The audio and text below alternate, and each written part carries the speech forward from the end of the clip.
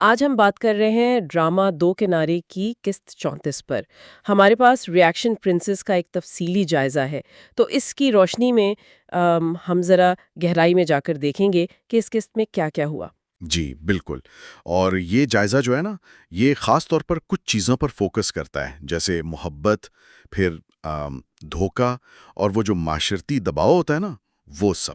صحیح، تو یہ چیزیں اس قسط کی کہانی میں مرکزی حیثیت رکھتی ہیں۔ یقیناً، اور یہ دیکھنا بڑا دلچسپ ہے کہ یہ سب کرداروں کے فیصلوں پر کیسے اثر ڈال رہا ہے۔ تو شروع کرتے ہیں سب سے بڑی خبر سے، دریشا وار کی شادی۔ خاندان کے لیے تو یہ ایک دھماکہ ہی تھا۔ تیمور کا رد عمل، اگر وہ گھر واپس آئی تو اچھا نہیں ہوگا، یہ صرف غصہ تھا یا کچھ اور بھی؟ دیکھیں، یہ صرف غصہ نہیں ہے، اس میں وہ خاندانی عزت والی بات تو ہے ہی، لیکن ساتھ میں وہ ایک یوں سمجھے کہ معاشرتی سوچ ہے جو عورت کے اپنے فیصلوں کو آسانی سے قبول نہیں کرتی۔ اور ماں کی خاموشی، وہ بے بسی بھی بہت نمایاں تھی۔ بالکل، وہ بے بسی اصل میں اس دباؤ کو ظاہر کرتی ہے جو پورے خاندان پر ہے، خاص طور پر عورتوں پر۔ یہ صرف ایک گھر کی کہانی نہیں لگتی، یہ تو جیسے پورے معاشرے کی عکاسی ہے۔ صحیح کہا۔ اچھا، پھر کہانی آگے بڑھتی ہے، دریشوار اور شاہیر کی نئی زندگی۔ یہاں مجھے ایک تضاد سا لگا۔ شاہیر جیسے تھوڑا فاصلہ چاہتا ہے خاندان سے، مسائل سے بچنے کے لیے، جی، جبکہ دریشوار چاہتی ہے کہ رشتے کو تسلیم کیا جائے، مطلب اعلانیہ طور پر۔ یہ عجیب نہیں کہ محبت تو کر لی، لیکن اب اسے سب کے سامنے لانے میں ڈر ہے؟ یہ بہت اہم نکتہ ہے۔ اصل میں محبت کے بعد جو عملی زندگی کے چیلنجز ہوتے ہیں نا، وہ یہیں سے شروع ہوتے ہیں۔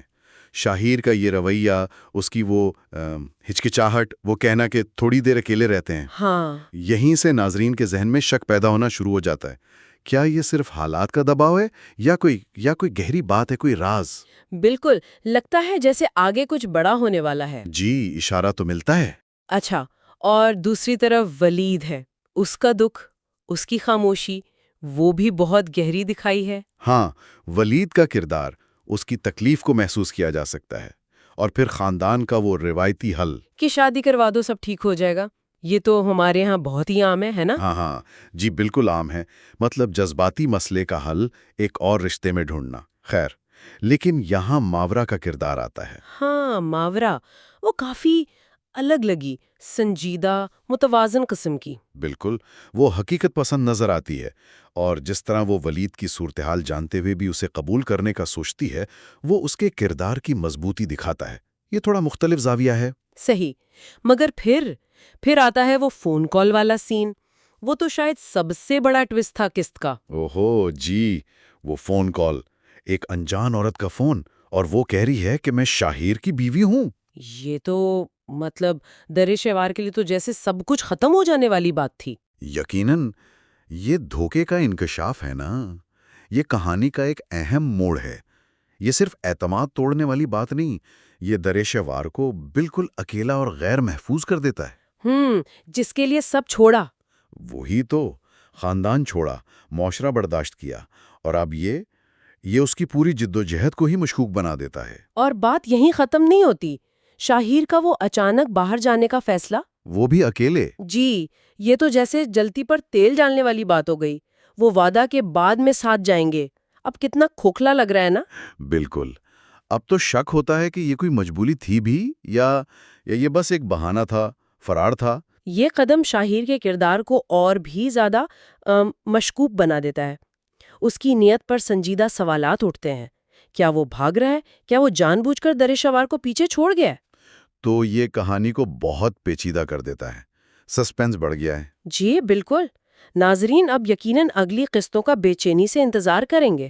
تو خلاصہ یہ کہ اس جائزے کی روشنی میں نے یہ قسط محبت، آزادی، دھوکہ دہی اور معاشرتی دباؤ کے دھاگوں سے بنی ہوئی ہے۔ بالکل ٹھیک کہا، اور یہ قسط ہمیں کچھ اہم سوالات کے ساتھ چھوڑ جاتی ہے، جن کا ذکر جائزے میں بھی ہے۔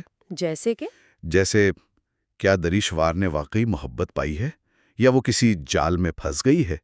کیا اس نے صحیح فیصلہ کیا؟ یہ تو بڑا سوال ہے۔ اور ولید کا کیا ہوگا؟ کیا ایک نیا رشتہ ماورا کے ساتھ واقعی اس کے دکھ کو کم کر پائے گا؟ یہ رشتے اکثر اتنے آسان نہیں ہوتے۔ صحیح بات ہے، ماضی اتنی آسانی سے پیچھا نہیں چھوڑتا۔ اور سب سے بڑا سوال، شاہر کا اصل چہرہ وہ کب سامنے آئے گا؟ کیا ہے اس کی اصل کہانی؟ یہ وہ سوالات ہیں جن کے جوابات شاید ہمیں آگے ملیں، تو ان نکات پر غور و فکر جاری رکھنا چاہیے۔ جی بالکل، دیکھتے ہیں کہانی آگے کیا رخ اختیار کرتی ہے۔